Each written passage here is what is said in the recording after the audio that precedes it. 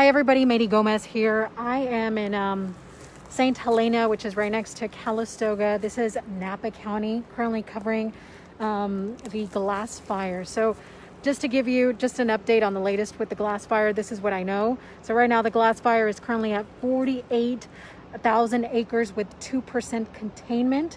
The fire has forced the evacuation of 68,000 people, both in Napa and Sonoma counties. And right now I do know that the fire is still growing, but at a slower rate. My understanding is that because the wind has subsided a little bit, that has obviously helped in the fight against the fire. However, tomorrow we are expecting a wind change. We're expecting more wind. So of course that could change. So that's something that's being very carefully monitored right now. And I know we're keeping a definite eye on that. But I want to talk to you guys because right now I'm currently at one of the wineries. There's been a few wineries that have been damaged due to the fire. I put a list of the names of the wineries that I know that Kron is currently put out as being damaged. So you guys can find the list on here. But right now I'm at the Ron Bauer Winery, and this winery has been family-owned winery. They've been in the business for about 40 years. As a matter of fact, this year, 2020, marked 40 years since the family got here to St. Helena and started wine producing. But I want to show you because this winery is kind of like on a hilltop. Let me turn this around so you guys can see. And luckily, I mean, the winery is fine, but take a look at just how close the fire danger was. I mean, the fire line, you can see just some of the let me walk this way so you can have a better view. But basically, I mean, the fire came so close to the winery. And let me just walk down here because I want to show you guys and just how close. So take a look. So you can see all of this area. You can see just how close, and you can see some of the hot spots still burning. There's nobody here. There was only one worker when we got here, and basically he was telling us just, you know, how devastating this has all been to them, how scary.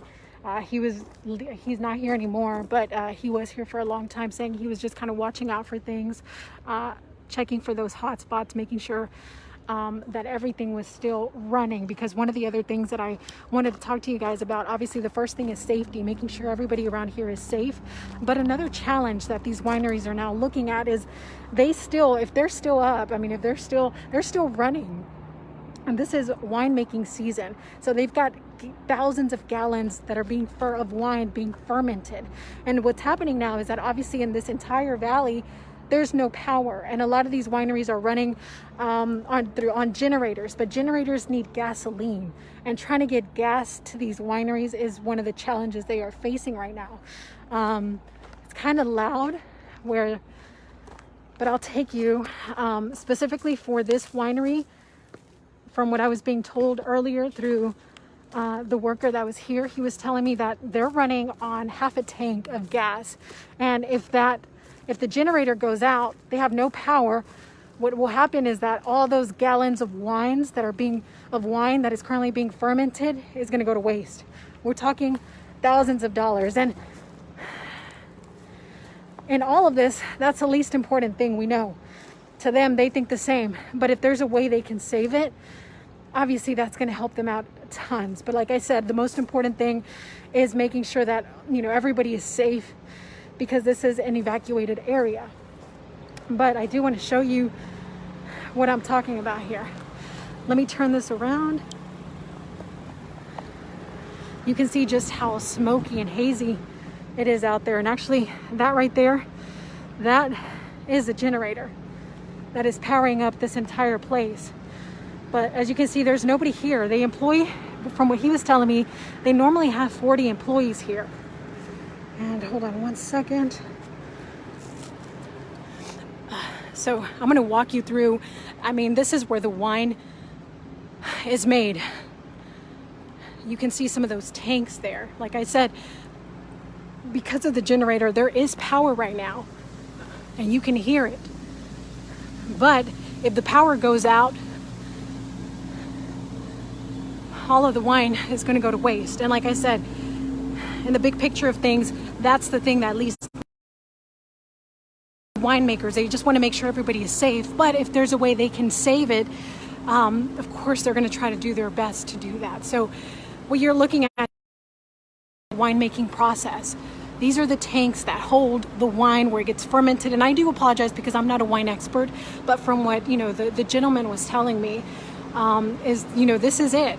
This is their livelihood. This is where they make their wine. This is where, you know, after wine is brought, is kept, is fermented, this is how they make their living. And like I said, specifically for this winery, this is a family-owned winery that's been in the business for 40 years this year.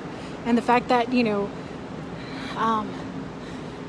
luckily they're one of the lucky ones, you know, as far as I know, there's no damage to the property in itself here.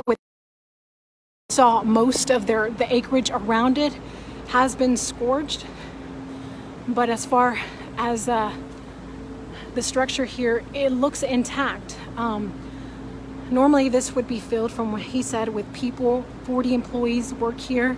Obviously they're not here. This is an evacuated zone, but this is the livelihood for a family, and it obviously created 40 jobs.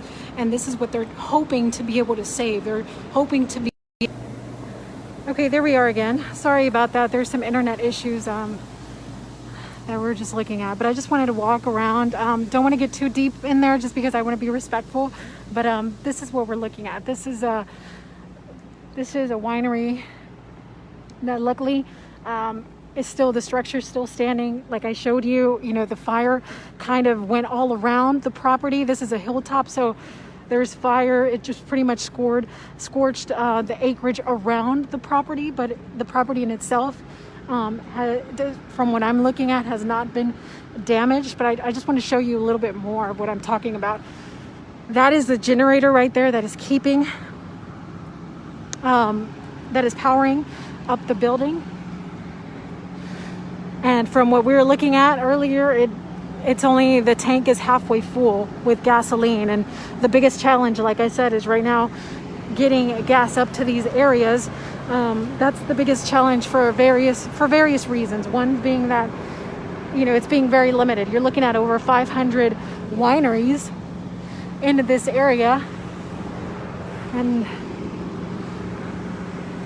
hopefully, I think the owner just got here, so I definitely want to talk to him. Whew. You can see just the ash that's flying through, and let me show you one of the hose, and I want to show you just how close the fire got to the structure. Take a look at that.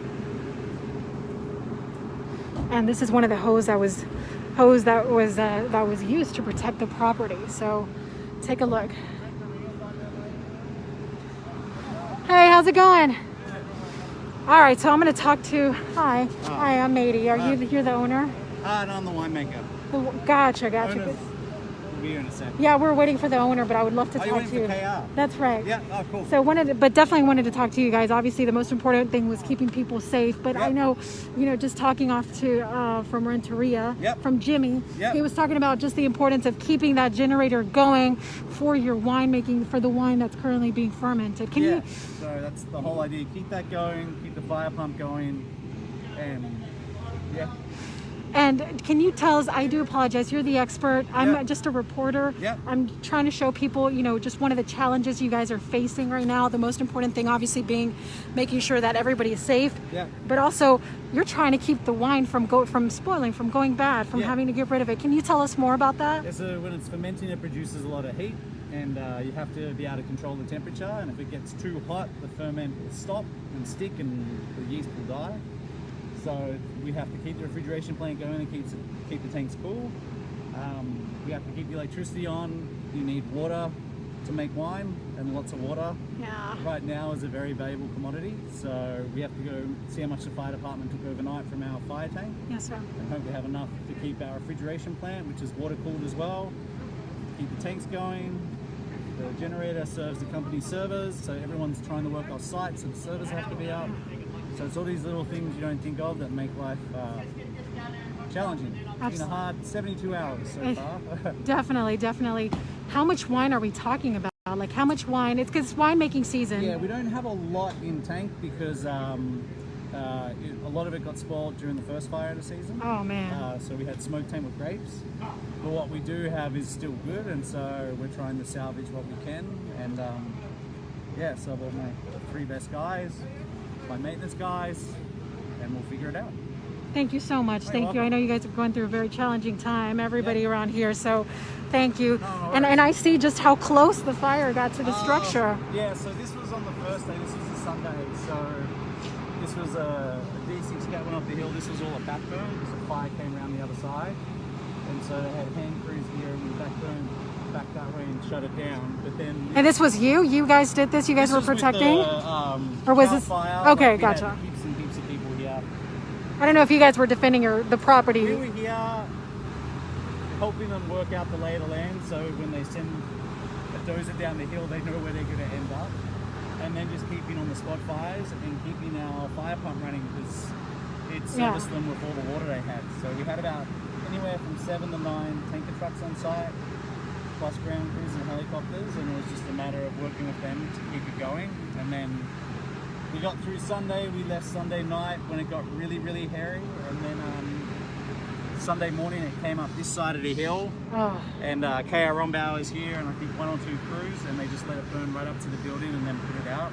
Gotcha. And so now it's just been fighting all the little hotspots lighting up. Do you mind if you walk with you and you can just kind of show us? I mean, not necessarily a tour, but if you can kind of just show us what, people are looking at this right now. I just want to make sure people can see, obviously, just some of the challenges, the wineries are facing out here today. You don't have water and you don't have electricity. You've got nothing. Nothing you can do, right? So how do you keep your generators fueled up and keep the water pumps on? It's pretty cool. So no wonder over here.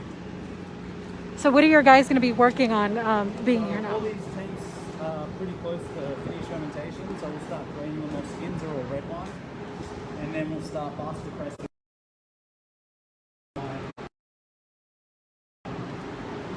Hence the Cliff Bars? Yeah, water, whatever we can find. The main challenge the last 2 days was making sure these fermenters didn't overheat, and then now it's just trying to get stuff clean enough to drain and press and salvage what you can. So. Yeah.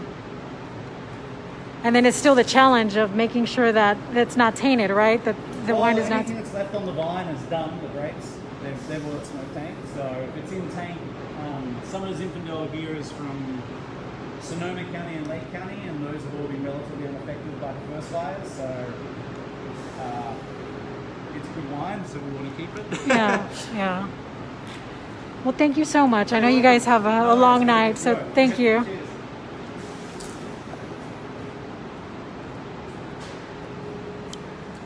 So you heard it there, coming from directly from the mouth of one of the winemakers here, just the challenges that they are now facing.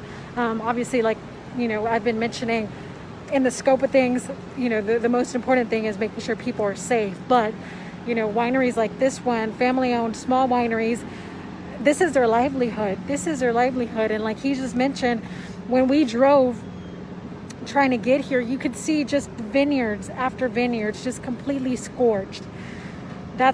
They're gone. It's gone. And so now, like he mentioned, just the wine that they have in these tanks, they want to make sure that they can produce that wine, so at least they can have, they can sell that off. So just one of the challenges, folks here are facing. And again, this is wine country. This is their economy. It's, this is what Napa, Sonoma, this is what Northern California is known for, their winemaking. This is where some of the most renowned wines come from in the world. So again, one of the many challenges folks are facing. Like I mentioned, I'm currently working on this story, just trying to get more details. And I'm going to have that for you today at 5 and 6. So make sure to tune in. I just wanted to give you a glimpse of what I'm working on, and then just to look at the behind the scenes of what this all looks like and some of the challenges these winemakers are facing. Thank you so much for watching.